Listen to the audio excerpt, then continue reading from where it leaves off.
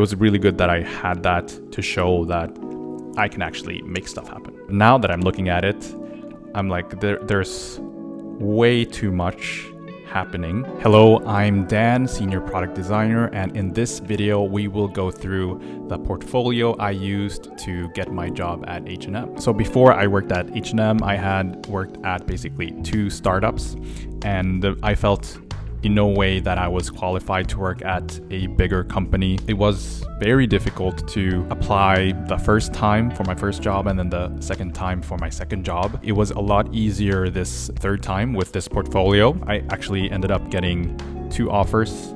Accepted the one at H&M because I thought it would be a better opportunity, which it really was. Working there actually opened up a lot of opportunities. Because I worked at a well-known company, it was easier to get interviews at other places, and I could also get speaking opportunities because I was working at a well-known company. It also gave me experience working at bigger organizations, working with a product that have millions of users, and also working on like an international product, a product that has users from lots of different countries. So this portfolio was very important in getting me to where I am today. So I'm excited to show it for you. I will be going through kind of what worked well and what I would change. I think a lot I would change. I went through this earlier and I was surprised that I got the job. But I think just seeing this portfolio and then seeing or hearing what I have as notes, I hope that will give you inspiration for what you can do with your portfolio. So let's just jump into it. So here we got my portfolio, and I built this using Webflow. So what we're seeing now is what it looked like back in the day. So this was, it was 2020. And I took a Webflow template, I think it's called the portfolio template, and took 3 days to customize it. I've already written kind of the content.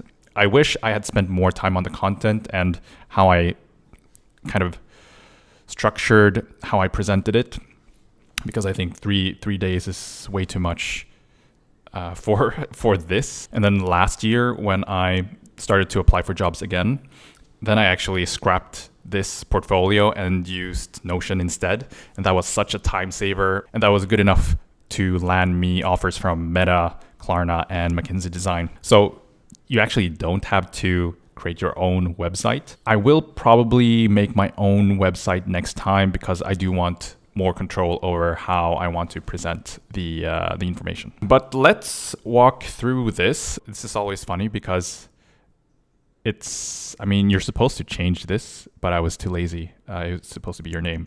So we have here my name, very small. I think it should be a bit bigger. And then UX UI designer, big picture, product-minded problem solver with 3+ years of experience, studying a master in human-computer interaction.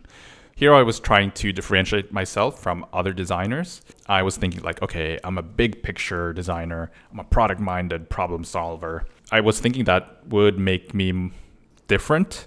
And I don't think a lot of people would write this, but it's still very abstract. I would have written something else, something more concrete. But I think it's nice that I wrote 3+ years of experience, separates me from the entry-level and junior designers. And then, I guess this studying a master in human-computer interaction, that's one differentiator. So good on me on adding that. And in this portfolio, I have 4 case studies. One thing that is good is that I'm writing it out, what the company was, what the problem was, and then some kind of tags or whatever you want to call it. So I think that's good because it's a lot more scannable. To me, it kind of feels like it's not well grouped. It's kind of floating here. I wish that, especially because, the tiles are different sizes. I think that takes a few extra seconds to process. So I wish I could put these into similar sized boxes, or I could make this one, which is my primary one. So this one was from the startup I was currently at. I could make that big and then the other one small to make people click on this first. I think I could have removed this because this was actually a student project. It's not clearly stated here. I should have done that so people focus on the other three that are actually at a company. I think I added this because it was more visual focused, but now that I look at it, it doesn't look that good. One thing that I think would have improved this a lot is that if I had put the results already here. I think maybe I didn't do that because the other ones didn't really have results, but this one had a pretty cool result. So we measured the retention. So I should have put that here to show that my work helps the business. So for this iteration of the portfolio, the only new case study was this one. So I was working at the startup Plan 2 at the time. And this time, actually, I had lots of different kind of features that I could have made a case study about. But one thing that was really good was I thought about three things: process, ownership, and impact, to decide which one I would make a case study for. And that was really good because it would only be a good case study if I had a good process where I could show my problem solving skills. And then it really mattered if I could say that I owned the problem solving. So if a lot of things were driven by other people in the team, then it wouldn't be that impactful of a case study because, okay, well, how much did I actually help versus how much other people did? But of course, all of the things we did as a team in some way. And then the third thing was the impact. So it would be really helpful if I could show that my work actually helped the company. So things where I could show that the metric actually increased. So I looked at all of those things, and then the feature that I focused on was auto refresh. And that was, I think, the only thing that scored high in all of these like 3 dimensions. So that is what I decided to create a case study for. Now let's go to my main case study, the one that I wanted people to click on. So in this case study, I'm talking about how we increase the retention through one feature. So I have this executive summary. Then I kind of go through the project based on the design thinking process. So I first talk about how we identified a few things that informed what we should be focusing on. So we saw that users that connected 3 banks, that they retained at a higher degree than people who only connected 2 or 1. So basically we learned that if we can somehow make people link 3 banks, then that would be great. And then we have a funnel report that shows, okay, where in the process from you getting into the app to linking your third account, where do we have a drop off? Like, what is the problem area? And then here I'm also talking about the personas. And then here I also talk about the challenge statements that we created so that we could easier find solutions to the problem. And in the ideate section, I of course talk about the solutions or the ideas we had for solutions, as well as how we envisioned it to work in the end, or at least defining the different steps so that we could find the gaps or at least align on certain decisions that had to be made. And in the prototype and test section, I'm talking about how I tested the solutions, find stuff that didn't work, and then iterate on it to make it easy to use and all of that jazz. I think that is good to have some kind of intro. So what was the thing I was actually working on? I think it's too much text though. I would shorten this and then make it bold and make it bigger so that it's clear that, okay, you can just read this part if you want to have some kind of overview of the company, and then the other things you don't really have to read. It's just extra if you want. It would be good if I clarified what this was. Like, is this what it looked like before the case study or after the case study? Just something here, some description. And I wish I had cleaned up this screen more because there's a lot of things going on, and it did kind of look like this. But I know that I actually cleaned up this screen to the best of my abilities. And I thought like, okay, this looks pretty good. But now that I'm looking at it, I'm like, there's way too much happening.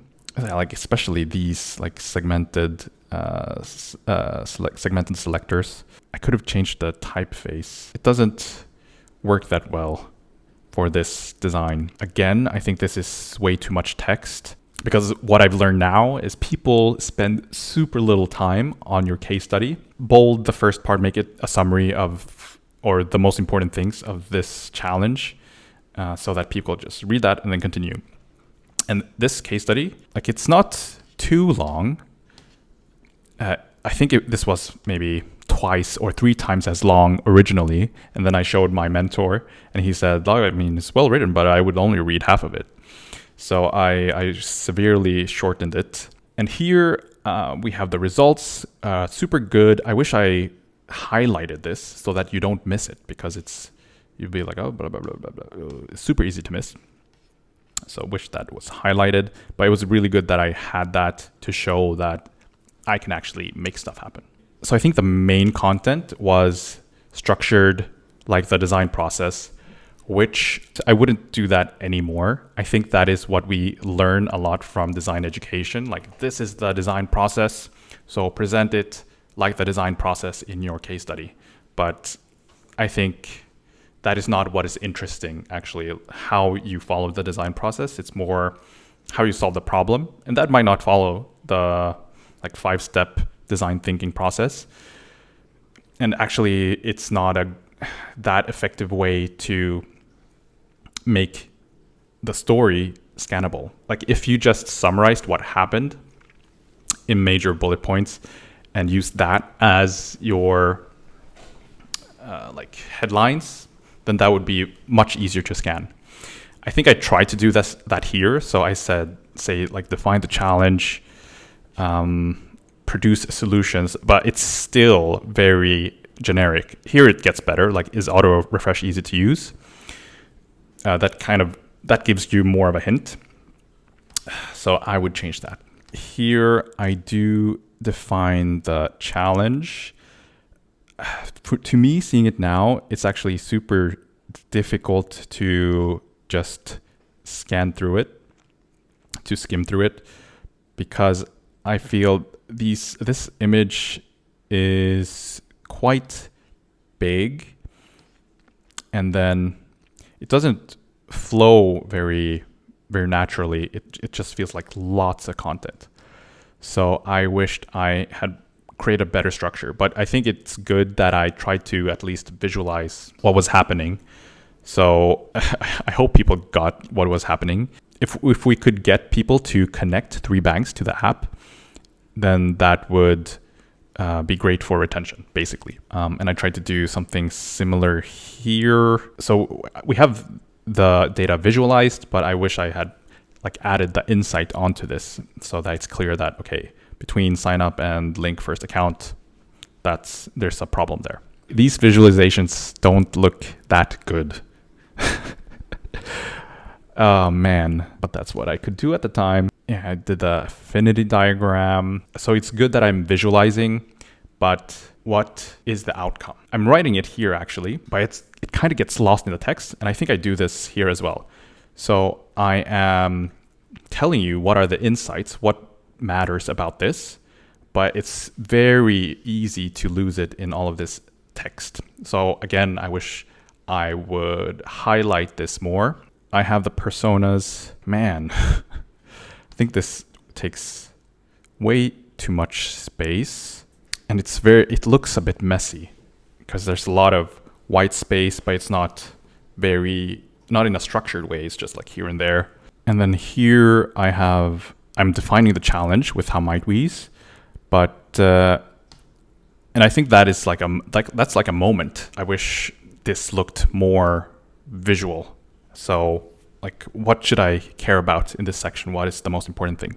And again, we go to produce solutions, and here it would be great to have some more visualizations. Again, people are just skimming through this, but this is just a list of ideas.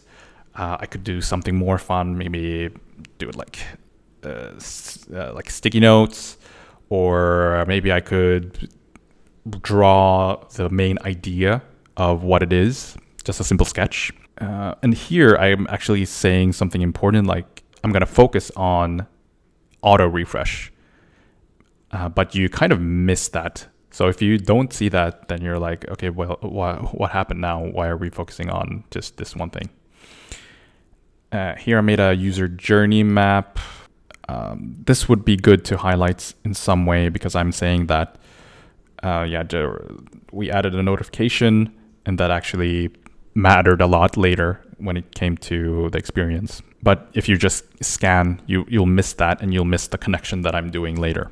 Here I'm actually talking about a decision we made because of this, and that would have been great to highlight as an outcome of this exercise to show that how I'm like driving the process forward by doing all of this stuff. I'm not just doing a user journey map just to do a user journey map. It actually has some kind of function. So here in prototype and test, I'm writing about the different improvements I made to the initial idea. And I'm focusing on 3 things. So adding a tell more, making a screen instead of a modal, and then adding information about how to change the settings. I think it's good that I visualized that the changes we made, but I think this could have been better if we had a before and after. So like a before and after, that would make things just really easy to scan and understand. So that is great. Some kind of reflection after it was out and what did we learn. I see here that I actually say that, we increased retention by 13%, and that should be highlighted. I wish I added that because that is so easy to miss.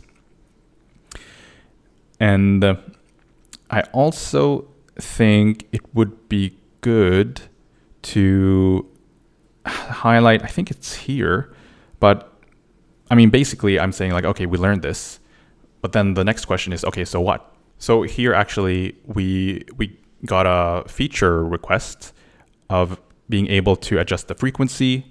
And then also here we get the idea that we can add what is new instead of just basically being a kind of security feature notifying you that we have updated or synced your accounts. And then here I'm talking about what happened after or what an iteration we made. I don't really think it's an epilogue now that I think about it, because this is just one long story about how we worked on this feature. It could be like, okay, based on these learnings, we then did this iteration and this improved the metrics even more. Like that would be great. And here it's kind of funny that I am highlighting the hypothesis and not highlighting the results, which are what's really interesting. So I would change that again. It's a lot about how I would make it easier to see what is really important. So again, I would put the important parts in the beginning and make it stand out more, bold it, make it bigger. That would be great. And then here I had some reflections. Good to show that you become better with every project. For this case study, I would give it kind of a 3.5 because it shows how I solved a problem that is quite complex, and I'm driving this problem solving, but the structure is not that good, could be better, and it's not that easy to scan, I would say, but I got the content here that could become a really great case study. So 3.5. All right, let's go to the second case study. This is case study 2. This is what I worked at my first company. So Ellie is a mobile app that helps seniors solve smartphone issues through simple screen sharing. And let's take a quick look. I think it's a bit shorter than the first one. So instead of an executive summary, I give some context. And then again, I go through the design process, like the design thinking steps, actually. So first empathizing, testing the current solution, ideating different kinds of solutions, I guess testing it, actually. So, but validating and then showing the final design and then reflection. So again, I think this is way too much text. should be easier to scan. So here actually, I think I do a better job of just having some visuals. So these actually, I think they flow a bit better with the story. So they're visual, but they don't take up too much space. One thing that would be good would be that if I could answer to like, why does this matter? Like, so what? So you did the personas, you did the competitor analysis, so what? So here in the text testing, for example, I have some insights, and it would be great if that was highlighted a bit more. I do think this kind of catches it actually. So I have this headline here, and then I write it down here. That kind of works, but I could have done more. And then here I have some screens. Would be great if I just wrote more clearly. So imagine if someone scans this, like what are these screens? So this was how it looked like in the beginning, but it's not really clear if you're just skimming through this. I wish I had some kind of visualization to show what this meant. I kind of show it here. So for example, a walkthrough, that is this screen, and then screen sharing red frame, that is here, and permission priming, that's here. So it's kind of out of order. So it's good that I'm listing the ideas, but it's not very connected to the visuals. That would have been great to just make it easy to understand what my ideas were. It's good that I had testing, but like I don't actually know what I learned. So it is in the text, but super difficult to scan that again. And then we have the final design, which again, it does not look good. I think I thought it looked good back then. This is for seniors. We wanted to create very big buttons and text so it would be easy to read, but it just doesn't look that good, unfortunately. And then I have a reflection in the end. Nothing really particular to say about that. I would give this case study a 3 out of 5, maybe a 2.5 out of 5, because I think the structure is actually quite all right. I could have kind of tweaked how scannable it is, but I have the visuals. I don't have any impact, which is a shame, but I got something. Like I worked on actually a thing. So yeah, with some tips, it could be a better case study. But this is better than just something from a boot camp that is fictional.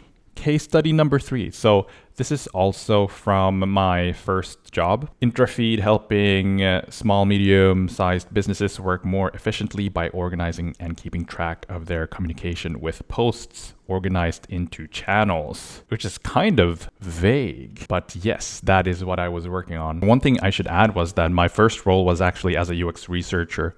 So there was no designing on my part, at least not actual screens. So it was only the research, interviewing people, and analyzing the results. Here we actually have some kind of executive summary, no results, unfortunately. This is shorter than the rest, I believe. Again, I kind of structured this based on the design process, but I would rather do it based on like the actual process of solving it. So it might not follow the design thinking process. Here, this is lots of text. This could be structured better. This list feels the same as this list, but this is actually competitors and these are features. But it would help if you could see this visualized differently, even some visual, like what do these different things look like? This bottom part is the most important thing, but it kind of blends in with all of this. This is the insights. So that would be great if that was highlighted. And then here we have some images. I don't know what we're looking at. So I think this was the onboarding, and we talk about the onboarding here. So I think this should be come after or be embedded in this section. And again, would be good to highlight the most important things and make it more scannable. And then here is what I proposed and then what was changed. So it would be great to actually see what that looked like. I have no idea what changed. So even if I was a UX researcher, it would be good to show how how did my research help? What ended up changing visually? This is just a list, not very exciting or easy to understand. And then we have the reflection, nothing special, just good to show that I improved. So for this case study, I would give it like a 1.5 or a 2. I didn't really finish it. It doesn't feel finished because we don't have that solution as I mentioned. Another thing is that it feels like this is a bit smaller scale compared to the other case studies. So this is mostly minor tweaks to help the experience, which is valid as well, but it's not as compelling as a case study. And then we have my final project, which is the student one actually.